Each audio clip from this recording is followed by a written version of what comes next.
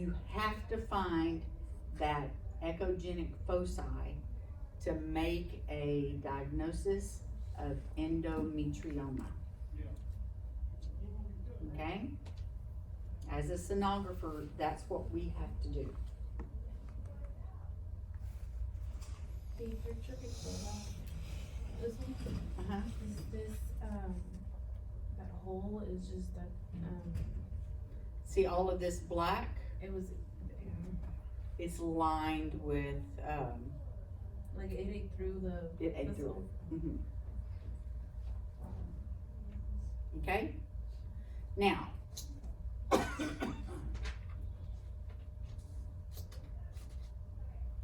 it looks fairly cystic, doesn't it? Okay? When does blood look anechoic? Old or new? Old. Okay? Fresh blood is homogeneous.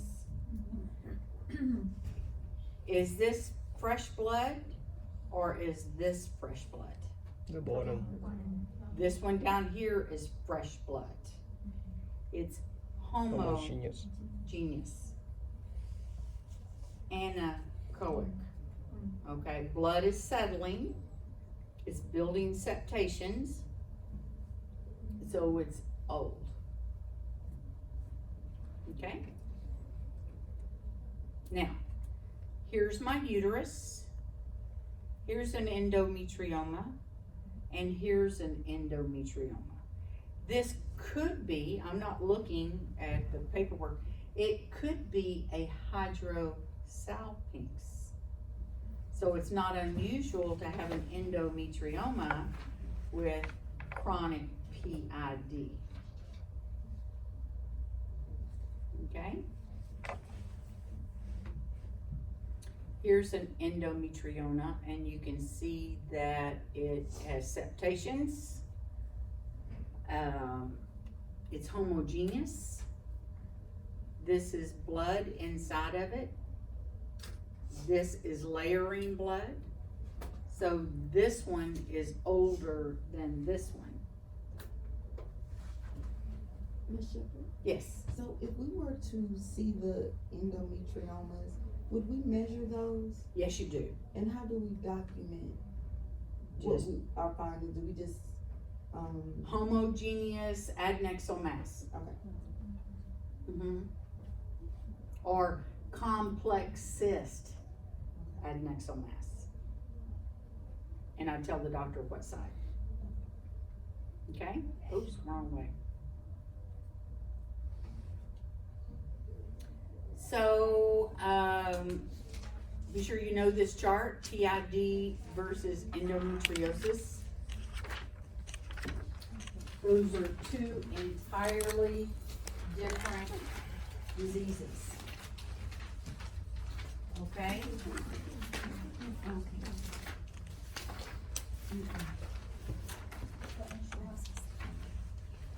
So, clinical presentation. I'm gonna have lower abdominal and pelvic pain. I'm gonna have uterine, adnexal, or cervical motion tenderness. So my doctor's gonna do a physical exam. He's gonna put his fingers up my vagina and he's gonna manipulate my cervix. If I come off the table, more than likely I have PID. Okay. Endometriosis. I'm gonna have dysmenorrhea, meaning what, Adelaide? Dysmenorrhea. Painful periods. Good, Menstruation. good. Lauren, dyspuremia. painful sex. Anne, dysuria. Dysuria. Urination.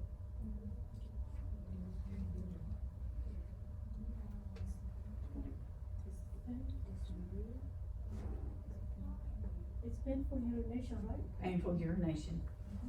Painful urination. It's gonna hurt when I go poop. Cause I'm pushing down, right, trying to get everything out of there. With PID or endometriosis, I'm not gonna be able to push very hard because of the inflammation of my rectum. Right. Okay? Also, infertility.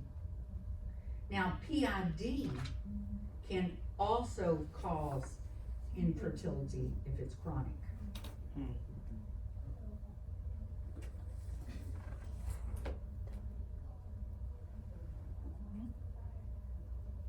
Adenomyosis. Endometrial tissue that has penetrated my myometrium. Sonographically, I'm going to see myometrial cyst. If I see a fibroid and I turn on it and it disappears, I have adenomyosis. If I have an intramural fibroid and I turn on it and it disappears, it's adenomyosis. Why? Because it just disappears. That's how sonographers tell the difference. Cause myeloma will usually have a pseudocapsule around it. And we can be sure that we see a fibroid in the posterior fundal region. So we measure it, then we turn on it and we can't find it. So it's adenomyosis. That's adenomyosis. You have to measure it. Nope, I delete that measurement. That's why I don't ever measure anything until you turn on it and it's still there. So if it is still there, it's fibroid. It's a fibroid. If it disappears, It's adenomyosis. Cause they're gonna look exactly the same. They're gonna be both heterogeneous. Okay, adenomyosis. I'm gonna have abnormal vaginal bleeding. I'm gonna have dysmenorrhea, painful periods, and I'm going to have an enlarged, tender uterus. It's usually the posterior body that's going to be larger than the anterior body. You mean the fundus? Okay? Posterior body. It could be hyper, it could be heterogeneous, it can be diffusely enlarged, or you can have myometrial cyst.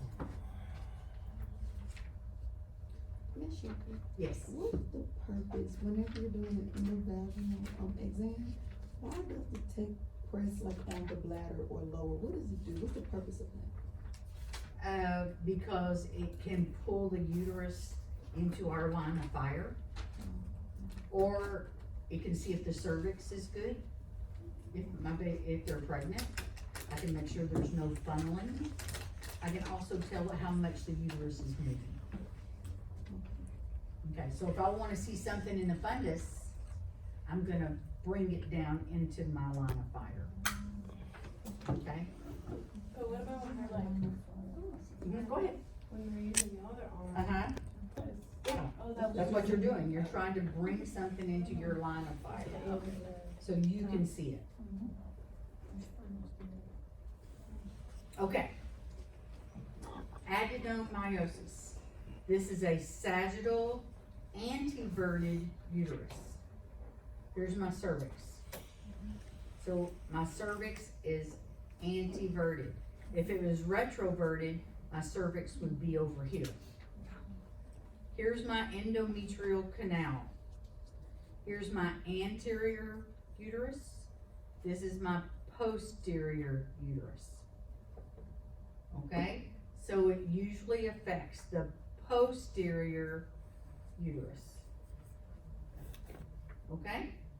Looks just like a fibroid, right? Mm-hmm. And then I turn on it. So is this a transverse? Yeah, so this is a coronal. Posterior, but you can't, I could mistake this for a fibroid because of the way the ultrasound and physics hit it. I could mistake this for a fibroid. Okay, So that's why we don't make the diagnosis. Heterogeneous posterior uterus.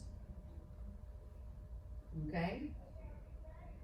Heterogeneous posterior uterus. Now, here you have a complex endometrium, and you have a heterogeneous posterior bulky uterus. Adenomyosis. Meiosis. Hetero posterior. This is just a 3D rendering. Okay. This is an MRI. Anterior body, posterior body. So this uterus is what position? Anteverted. The fundus is towards the abdomen. This is my rectum. Okay?